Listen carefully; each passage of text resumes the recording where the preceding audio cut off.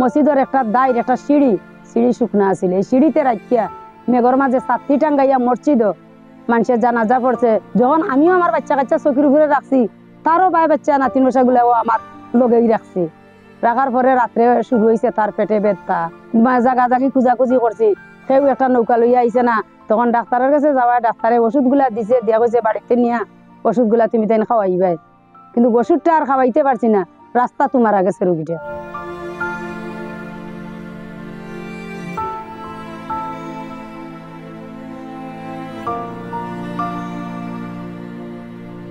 আমি তো মনে করো পশ্চিম ইসলামপুর 4-5-6 মহিলা মেম্বার, কিন্তু এই গ্রামেও আমার বসবাস 6 নম্বর ওয়ার্ডের ভিতরে।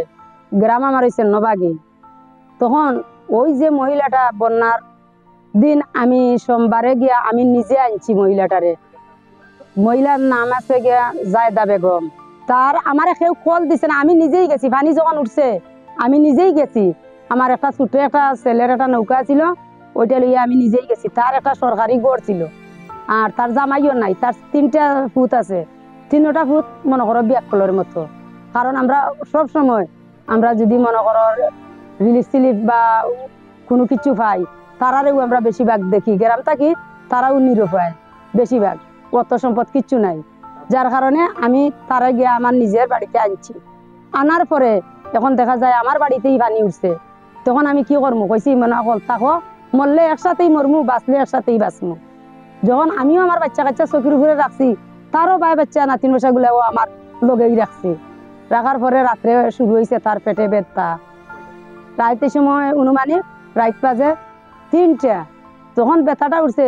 তখন ভাই যাওয়ার মতো পথ আমরা আর নাই, গাড়ি নৌকাও নাই। কিছুখানে ফোন দিয়া জাগা জাগি খুঁজাখুঁজি করছি, সেও একটা নৌকা লইয়া আইছে না। রাস্তার অবস্থা ভালো নাই, রাস্তা ভরা পানি, কিন্তু রাস্তাতে কিন্তু 2 লগি পানি।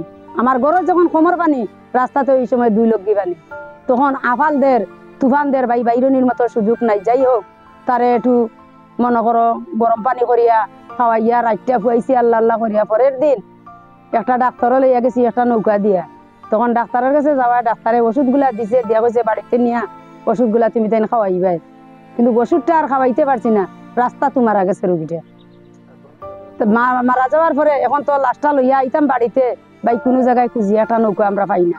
না পাওয়া রাত 12টা 12:30 এই বটরতল মারদেশার লামাতে লইয়া একটা ডাক্তারের ঘর আছিল, তারাও গেছে কি তার বেরেংসির মধ্যে উঠাইয়া রাখিয়া রাইতে 12টার পরে খুঁজাখুঁজি করিয়া একটা নৌকা লইয়া গেছে। এখন তো লাশটা মাটি দেওয়ার ভাই আর জায়গা নাই।